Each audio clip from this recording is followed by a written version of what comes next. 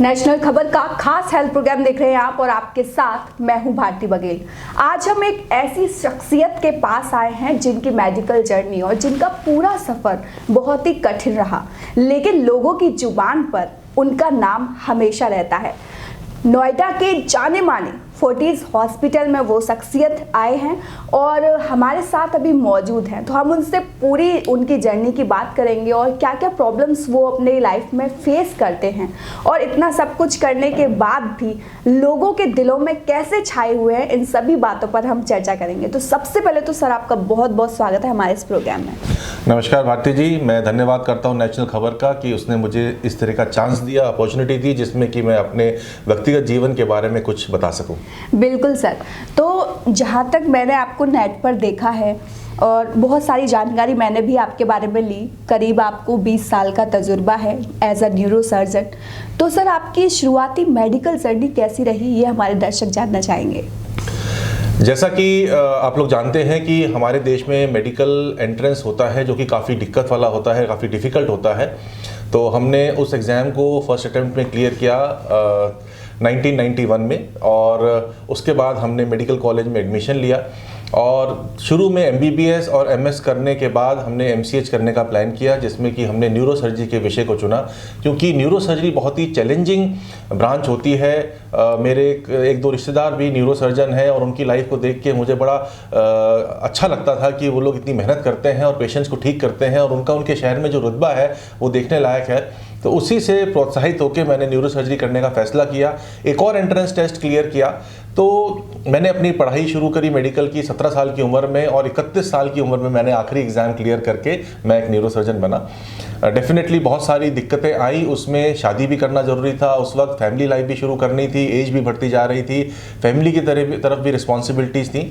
उन सबको मद्देनजर रखते हुए, पढ़ाई की तरफ मेहनत करते हुए और बड़ों का और भगवान का आशीर्वाद प्राप्त करते हुए मैं 31 साल की उम्र में न्यूरो सर्जन बन गया। बहुत अच्छा है सर, बहुत अच्छी बात है ये। और बहुत सारे ऐसे लोग होंगे जिनका सपना होगा न्यूरो सर्जन बनना, तो आप उनके लिए एक रोल मॉडल बन सकते हैं और होंगे भी। तो वही मेरा अगला सवाल ये है कि आपने फोर्टिस हॉस्पिटल कब और क्यों ज्वाइन किया? तो जैसा मैंने आपको बताया कि मैंने PGI चंडीगढ़ में अपनी न्यूरो सर्जरी की पढ़ाई ख़त्म करी और उसके बाद मैं वहीं पर एज ए प्रोफेसर लग गया था वहाँ पर। और उसके बाद UPSC के थ्रू मेरा चयन दिल्ली में GB पंत अस्पताल में हुआ। वहाँ पर भी मैंने असिस्टेंट प्रोफेसर और असिस्टेंट प्रोफेसर की तरह काम किया। और फिर मुझे ऐसा लगा कि शायद प्राइवेट सेक्टर में बहुत सारे ऐसे मरीज़ हैं जिन लोगों को भी न्यूरो सर्जिकल सर्विसेज की ज़रूरत है, और बहुत सारे अच्छे डॉक्टर्स प्राइवेट सेक्टर में नहीं हैं। वो लोग वो हैं जिनके पास फाइनेंसिस की इतनी प्रॉब्लम नहीं है, वो गवर्नमेंट हॉस्पिटल्स में नहीं आना चाहते क्योंकि कई बार वहाँ पर उनके लिए उस तरह की फैसिलिटीज़ अवेलेबल नहीं होती हैं। तो फिर मैंने डिसाइड किया, मुझे अपॉर्चुनिटी मिली। मैं धन्यवाद करता हूँ अपने सीनियर्स का जिन्होंने मुझे मौका दिया फोर्टिस अस्पताल में काम करने का। आज से 9 साल पहले मैंने फोर्टिस अस्पताल ज्वाइन किया और तब से मैं पूरी मेहनत और लगन से यहाँ पर काम कर रहा हूँ। वही सर, मेरा अगला सवाल ये है कि आपका फोर्टिस का एक्सपीरियंस कैसा रहा?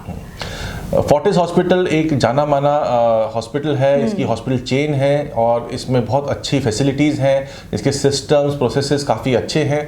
और मैं पिछले 9 साल में यहाँ पर शुरू में एज ए सीनियर कंसल्टेंट और अब डिपार्टमेंट हेड और डायरेक्टर ऑफ न्यूरो सर्जरी की तरह कार्यरत हूँ, और मेरी जर्नी बहुत ही अच्छी रही। हॉस्पिटल के पूरा स्टाफ एडमिनिस्ट्रेशन बहुत ही सपोर्टिव है और हमारे को वो सारे गैजेट्स उन्होंने मुहैया कराए जिनकी अवेलेबिलिटी के साथ मैं बहुत अच्छी तरह से न्यूरो सर्जिकल प्रोसीजर्स कर पाता हूँ। अगर हम इंडिया की बात करें तो ऑलमोस्ट 90% ऑफ द गैजेट्स जो कि न्यूरो सर्जरी में इस्तेमाल होते हैं, जिससे सर्जरी हम सेफ़ और इफ़ेक्टिव बनाते हैं, वो यहाँ पर अवेलेबल हैं। और हमारी एक टीम है, हमारे पास स्टूडेंट्स हैं DNB के, जिनको कि हम लोग ट्रेन करते हैं आगे न्यूरो सर्जन बनने के लिए। तो उस हिसाब से जो एक न्यूरो सर्जन का सपना होता है, एक एकेडमिक एटमॉस्फेयर रखना, अपना क्लिनिकल काम भी अच्छे से करना, प्लस आपका बैकअप होता है ICU का, और आपकी टीम होती है न्यूरो सर्जन्स, न्यूरो एनेस्थेटिस्ट की, स्टाफ नर्सेज की और टेक्नीशियन की, वो सब यहाँ पर बहुत ही बढ़िया है और मैं बहुत ही खुश हूँ। बिल्कुल सर। और सर हमारे दर्शक ये भी जानना चाहेंगे कि एक जानी मानी हस्ती आप हैं, तो आपकी दिनचर्या कैसी रहती है एक न्यूरो सर्जन की, और वो भी जो इतने प्रसिद्ध हों? बात प्रसिद्धि की नहीं है, बात इस चीज़ की है कि मेरा अपने पेशेंट की तरफ डेडिकेशन काफ़ी ज़्यादा है और मैं अपने पेशेंट्स को अपने बच्चों की तरह ही मानता हूँ। तो चाहे वो मेरे से उम्र में बड़े हों, फिर भी मैं उनको ऐसे ट्रीट करता हूँ जैसे वो मेरे बच्चे हों। तो मेरी सारी रिस्पॉन्सिबिलिटी उनकी तरफ मेरी होती है और मैं पूरे टाइम ध्यान रहता हूँ। आजकल जो व्हाट्सएप और फ़ोन पे स्मार्टफोन में जो फैसिलिटीज़ अवेलेबल है, उससे हम अपनी टीम से 24 घंटे कनेक्टेड रहते हैं, चाहे दिन हो चाहे रात हो। मरीजों के बारे में उनकी जानकारी लेना हमारा काम होता है। मरीजों के पास भी मेरे फ़ोन नंबर हैं जिसमें कि वो व्हाट्सएप से, मैसेज से और कभी कभी इमरजेंसी हो तो मुझे कॉल करके भी अपनी प्रॉब्लम्स डिस्कस कर सकते हैं और वो हम लोग करते हैं। कई बार मैं बिज़ी होता हूँ तो मैं उनसे बात नहीं कर पाता हूँ। सुबह 8:30-9 बजे हॉस्पिटल पहुँचने के बाद ओपीडी में पेशेंट्स होते हैं, वार्ड में जो एडमिटेड पेशेंट्स हैं, आईसीयू में एडमिटेड पेशेंट्स हैं, उनका राउंड लेता हूँ। बीच में सर्जरीज भी पोस्टेड होती हैं जिसमें मेरे जूनियर कोलीग्स मेरे को हेल्प करते हैं स्टार्ट करने में। फिर जब मोस्ट क्रिटिकल पार्ट होता है उसमें मैं सर्जरी में जो उनको ज्वाइन करता हूँ और फिर शाम को दोबारा राउंड लेके ओपीडी के पेशेंट्स को ख़त्म करके का काम ख़त्म करके शाम को 5, 6, 7, कभी 8, कभी 9, कभी 10 बजे तक अपने घर तक जाने का मौका मिलता है। इस बीच जब भी मौका मिलता है हम कुछ खा लेते हैं, रेस्ट कर लेते हैं ताकि अगले काम के लिए हम दोबारा फुल एनर्जी के साथ अवेलेबल हों, ताकि किसी भी काम में हमसे चूक ना हो। मैं अकेला नहीं बट सारे न्यूरोसर्जन्स या सारे सर्जन्स ही परफेक्शनिस्ट होते हैं। हम चाहते हैं कि हमारा काम 100% परफेक्शन से हो।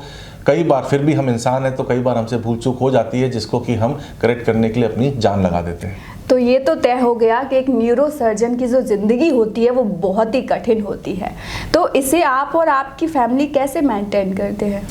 बात सिर्फ न्यूरोसर्जन की लाइफ कठिन होने की नहीं है। हर व्यक्ति जो अपने काम को डेडिकेशन से, शिद्दत के साथ, सिंसेरिटी से, ऑनेस्टली करना चाहता है उसकी लाइफ डिफ़िकल्ट होगी, क्योंकि फिर वो अपने पेशेंट्स के बारे में या अपने काम के बारे में पूरे टाइम सोचता रहेगा और उसमें पूरी मेहनत करेगा। तो ये सिर्फ एक न्यूरोसर्जन या एक मेरी बात नहीं है, पर हर कोई सर्जन जो कि प्रसिद्ध है, जो कि अपने काम को ढंग से देता है, उसकी लाइफ डेफिनेटली बहुत ही हेक्टिक होती है। एक वर्क और फैमिली लाइफ का बैलेंस बनाना भी बहुत ज़रूरी है और उसमें हम पूरी कोशिश करते हैं कि जब भी हमारे को फ्री टाइम है, जब भी हमारे पास उस समय पेशेंट नहीं है और हम फ्री हो सकते हैं तो हम अपनी फैमिली को टाइम देते हैं।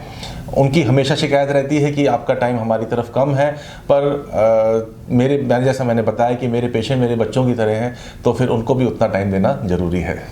वहीं से इतनी कठिनाइयाँ जो आती हैं तो एज अ न्यूरोसर्जन आप कैसे फेस करते हैं?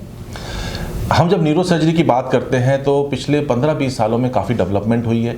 उससे पहले न्यूरोसर्जिकल प्रोसीजर्स के रिजल्ट्स काफ़ी ख़राब थे। जो ब्रेन सर्जरीज होती थी उसके बाद मॉर्बिडिटी या मॉर्टेलिटी, यानी कि पेशेंट का जिंदा रहना बहुत कई बार कठिन हो जाता था। अभी भी काफ़ी पेशेंट ऐसे आते हैं जो कि हेड इंजरी के होते हैं या बहुत डिफ़िकल्ट ट्यूमर के होते हैं या फिर बहुत ही ख़राब तरीके के ब्रेन हेमरेज के होते हैं। तो उस केसेस में हमारे को उनकी लाइफ बचाना मुश्किल भी हो जाता है, पर हम अपना प्रयत्न पूरी तरह करते हैं। 15-20 साल में नए नए गैजेट्स आ गए हैं, जैसे MRI है, जैसे कि CT स्कैन हर जगह अवेलेबल हो गया है, ऑपरेटिंग माइक्रोस्कोप है, उसके अलावा सियाम मशीन्स हैं, स्पेशल टेबल्स हैं, क्यूज़ा, कॉटरी, ये सब सारे आधुनिक इक्विपमेंट जो हैं उसने हमारी न्यूरोसर्जिकल प्रोसीजर को काफ़ी सेफ बनाया है। फिर भी ब्रेन से संबंधित सर्जरीज के बारे में जब बात करते हैं तो हम 100% क्योर करने की गारंटी नहीं दे सकते। 95% पेशेंट जो हैं वो ठीक हो जाते हैं, पर 5% पेशेंट्स को डेफिनेटली प्रॉब्लम होती है। या तो उनको कोई अधरंग हो जाता है, या उनके कोई नर्व इंजरी हो जाती है, या फिर कोई ब्रेन में मेजर डैमेज हो जाता है, या फिर उनकी डेथ भी हो सकती है। तो न्यूरोसर्जिकल प्रोसीजर्स 100% सेफ नहीं है, लेकिन जिस हिसाब से डेवलपमेंट हो रहा है उस हिसाब से हमने बहुत सारे पेशेंट्स का फ़ायदा किया है और न्यूरोसर्जरी अभी भी और एडवांसमेंट्स हो रही हैं जिससे कि पेशेंट्स को फ़ायदा हो रहा है। बिल्कुल सर। वहीं सर मेरा आखिरी सवाल ये है कि मरीज डॉक्टर को भगवान का दर्जा देते हैं, तो इस बारे में आपकी क्या टिप्पणी है? एक्चुअली ये एक बहुत ही गलत धारणा है। डेफिनेटली हम लोग पेशेंट से डील करते हैं और अगर पेशेंट की लाइफ बच जाती है तो हमारे को एक भगवान का दर्जा दिया जाता है। पर मेरा ये मानना है कि जो आदमी अपना काम ढंग से कर रहा है और जो काम वो बहुत अच्छे से कर सकता है और कोई और उतने अच्छे से नहीं कर सकता, उस काम के लिए वो भगवान है। जैसे कि आप एंकर हैं, अगर आप अपना काम बहुत अच्छे से कर रहे हैं तो आप हमारे लिए भगवान है कि आप एक अच्छे एंकर हैं।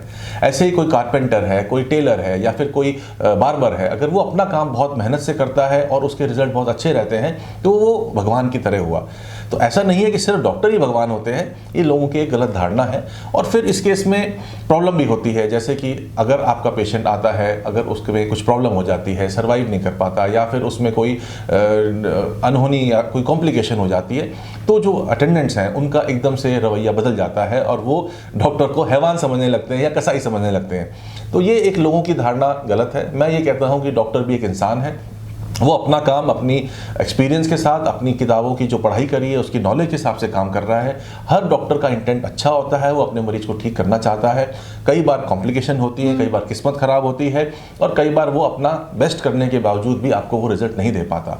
इसलिए कृपया करके डॉक्टर को भगवान ना समझें, डॉक्टर को एक इंसान समझें जो कि आपके मरीज के लिए पूरी शिद्दत से काम कर रहा है, उसको ठीक करने की पूरे प्रयत्न कर रहा है।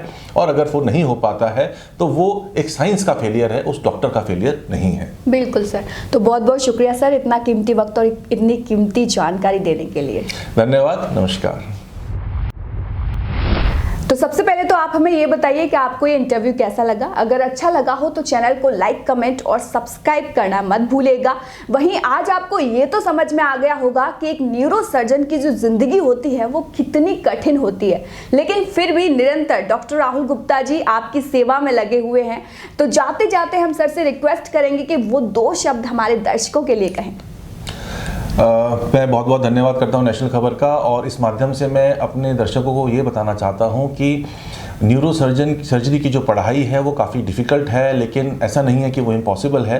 तो जो भी व्यक्ति अपने बच्चों को, या जो भी बच्चे हैं, युवा पीढ़ी है, न्यूरो सर्जन बनना चाहता है, उन्हें बहुत मेहनत करनी पड़ेगी, और वो मेहनत करके वो मुकाम ज़रूर हासिल कर सकते हैं, मेरे से भी ऊंचा मुकाम हासिल कर सकते हैं। बहुत सारे मेरे जूनियर कोलीग्स हैं जो कि हमसे भी ज़्यादा अच्छा काम कर रहे हैं। तो बहुत ज़्यादा स्कोप है।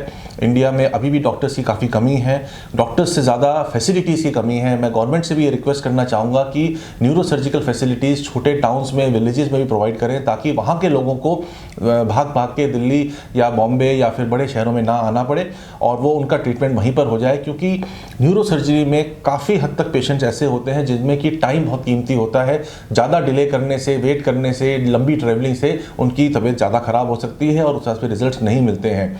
और अंत में मैं ये कहना चाहूँगा, कृपया करके सारे डॉक्टर्स को इंसान ही समझे, भगवान ना समझे, क्योंकि वो अपना काम अपने हिसाब से कर रहे हैं, और जो भी अपना काम कर रहे हैं वो मरीज के फ़ायदे के लिए कर रहे हैं। पर अनहोनी होने के चांसेस होते हैं, जिसके लिए कि किसी एक आदमी को रिस्पॉन्सिबल नहीं ठहराया जा सकता। बिल्कुल सर, तो फिलहाल के लिए इतना ही, मुझे दीजिए इजाज़त। धन्यवाद।